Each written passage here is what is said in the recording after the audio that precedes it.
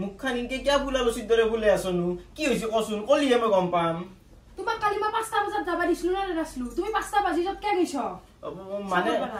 লগৰ চলি এটা লগ পালো চকত সি মানে কিবা এটা কথা কলা কিনকে দেৰি হৈ গেল কথা লগে ইম্পৰ্টেন্ট লগকে ইম্পৰ্টেন্ট মোক কিবা দিও নেকি তুমি আৰে তুমি তো মোৰ সব হয় তুই বুজি নাপাও কি এ বা কাট ধৰি কথা কলি হে হয় হা এই ভাল পাও নেকি এ নাই না বা